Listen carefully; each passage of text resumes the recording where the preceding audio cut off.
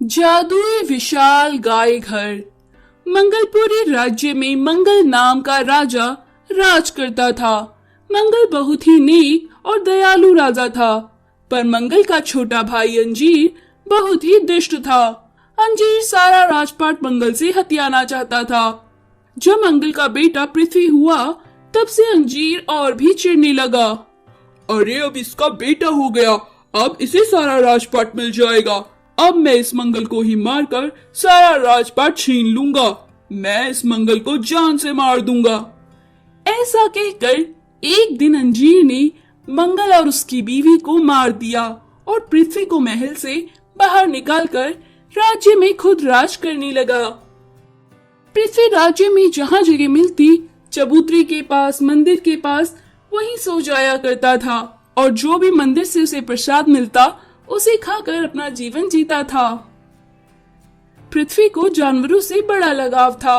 वो कभी किसी घायल जानवर को देखता तो उसकी मदद करता था। एक बार जंगल में एक जादूगर मंदिर के पास वाले घर में रहने आया। पृथ्वी ने उसे देखा और बोला, अरे ये कैसा अजीब आदमी है, ये कोई जादूगर लगता है। ये हमारे राज्य में क्या कर रहा है, मुझे इसका पता लगाना होगा। तभी अगली सुबह पृथ्वी की गाय मरी हुई मिली। पृथ्वी बड़ा परेशान हुआ। राज्य का एक आदमी पृथ्वी के पास आया और बोला, अरे क्या बताएं, राज्य में लगता है कोई बीमारी फैल गई है। बहुत सी गाय जो बाहर थी वो रात को मारी गई। कैसे मरी, किसने मारा, कुछ नहीं पता।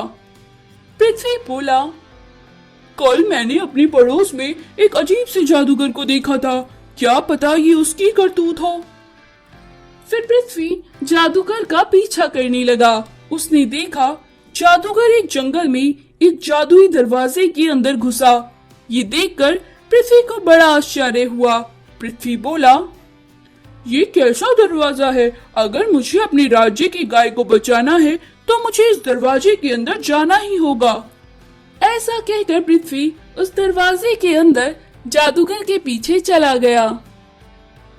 पृथ्वी ने देखा उस दरवाजे पर बहुत सा सोना था। पृथ्वी ने सोना देखा पर लालच ना करते हुए आगे बढ़ा। तभी उसने देखा वहाँ बहुत सी गाय थी और एक बड़ा विशाल गाय का घर था।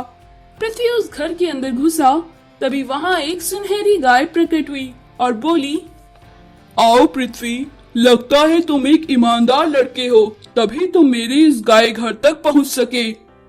पृथ्वी बोला, मैं कहाँ हूँ और वो जादूगर कहाँ गया जिसका पीछा करते मैं यहाँ पहुँचा हूँ। गाय बोली, वो एक दुष्ट जादूगर है, उसने हम सबको इस जादुई नगरी में कैद करके रखा है। वो जादूगर हमें एक एक करके मार देगा और सारी गाय जो पृथ्वीलोक में है उन्हें भी नष्ट कर देगा। मैं उसे पृथ्वीलोक में मारने में नाकामयाब हूँ। मेरी शक्ति पृथ्वी पर काम नहीं करती। तुम मेरी मदद कर सकते हो उसे मारने में, वरना वो सब गायों को खत्म कर देगा। पृथ्वी बोला, मुझे क्या करना होगा उसे मारने के लिए। सुनहरी गाय ने उसे एक पत्थर दिया और बोला, इस जादुई मणि से तुम पृथ्वीलोक में उस जादूगर पर वार करना, जिससे वो मर जाएगा और हम सब आजाद हो जाएंगी। पृथ्वी ने वो पत्थर लिया और वहाँ से जाने लगा। तभी उसने देखा वो जादूगर वहाँ मौजूद गायों को डरा रहा है। तभी जल्द से छुपते हुए पृथ्वी वहाँ से निकल गया। रात को जब जादूगर उस कोठरी में आया तो पृथ्वी ने उस पर जादुई मणि से हमला किया। जादूगर घायल होकर मर गया और उसका शरीर भस्म हो गया। सुनहरी गाय पृथ्वी लोक पर आई और पृथ्वी से बोली, धन्यवाद पृथ्वी, तुमने हमारी मदद करी। अब जाओ, अपने राजमहल में जाओ, सारे लोग तुम्हारा इंतजार वहाँ कर रहे हैं। अब से तुम ही यहाँ के राजा हो। पृथ्वी बोला, पर राज्य तो मेरे चाचा अंजीर ने हथियार रखा है, मैं कैसे जा सकता हूँ। सुनहरी गाय बोली, हमारी जादुई शक्तियों से हमने उस पर आक्रमण कर उसे हरा दिया है। अब राजपाट बस तुम्हारा हुआ। तुम्हें मेरी कभी भी जरूरत हो तो इस मणि को अपने हाथ में रगड़ लेना, मैं हाजिर हो जाऊंगी। ऐसा कहकर सुनहरी गाय गायब हो गई और पृथ्वी को अपना राजपाट वापस मिल गया। तो दोस्तों, हमें हमेशा नेकी और ईमानदारी रखनी चाहिए। रामपुर नगर में हरिवंश नाम का एक आदमी बस चलाता था। हरिवंश बहुत ही मेहनती आदमी था। दिन रात बस का काम कर उसने एक बस नई और ले ली थी। हरिवंश के पास एक दिन चंपक काम मांगने आया और बोला, भाई मैं बहुत परेशान हूँ, मुझे काम चाहिए। मैं बस चलाना जानता हूँ, क्या तुम मुझे अपना ड्राइवर रख लोगे? हरिवंश बोला, ठीक है, मैं तुम्हें अपनी बस किराए पर देता हूँ, पर ध्यान रहे कभी ट्रैफिक नियमों का उल्लंघन नहीं करना और बस में 40 सीट के अलावा ज्यादा सवारियां नहीं बैठानी है। लोग अपने ड्राइवर को 850 रुपए देते हैं, मैं तुम्हें 1000 रुपए दूंगा, लेकिन कोई धोखाधड़ी, कोई लालच नहीं चलेगा। हरिवंश की बात सुन चंपक अगले दिन से काम पर आने लगा। हरिवंश रोज सुबह सुबह चंपक को सलाह देता, देखो चंपक, गाड़ी तेज नहीं चलानी और सवारियों को ज्यादा नहीं बिठाना है, समझे ना? और ट्रैफिक नियमों का उल्लंघन बिल्कुल नहीं करना। सवारी ज्यादा बैठाने से सवारियों को परेशानी होती है और ध्यान भटकता है तो एक्सीडेंट होने का खतरा भी रहता है। चंपक बोला, रोज रोज एक ही बात बोलते हो, मैं पक गया हूँ आपकी बातें सुन सुनकर। पर चंपक बहुत ही लालची आदमी था। वो ज्यादा पैसे कमाने के चक्कर में बस में सवारियां भर भर कर ले जाता था। सवारियां बस के दरवाजे में लटकती हुई जाती, कुछ अपने साथ ही बैठा लेता था और बस इतनी तेज चलाता था, कोई भी ट्रैफिक नियम का पालन वो नहीं करता था, जिससे लोग बड़े परेशान होते थे।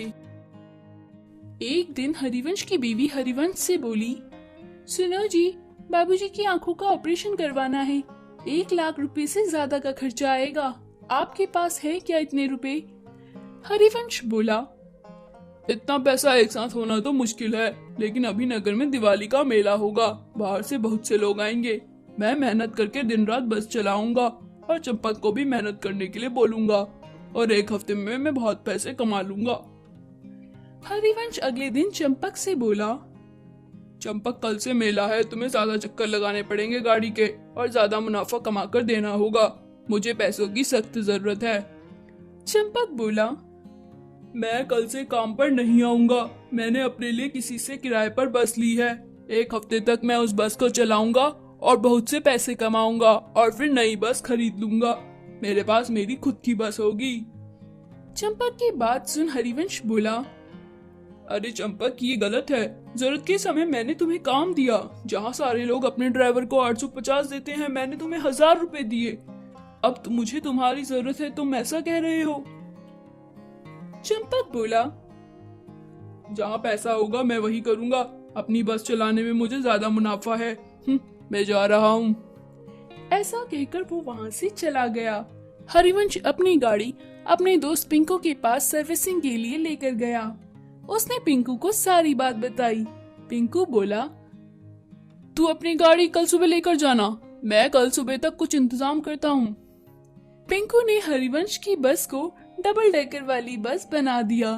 अगले दिन जब हरिवंश आया तो बोला, अरे वाह दोस्त, तुमने मेरी परेशानी हल कर दी, अब मैं ज्यादा सवारी एक बारी में बैठाकर ले जा सकता हूँ। ऐसा कहकर हरिवंश अपनी डबल डेकर बस मेले में ले गया। मेले में बच्चों को आने जाने में उस बस से मजा आता। सारे लोग उसकी बस में जाना चाहते थे। हरिवंश बस में ज्यादा भीड़ नहीं चढ़ाता था और कहीं फालतू रुकता भी नहीं था। दूसरी तरफ चंपक की बस में कोई जाना पसंद नहीं करता था।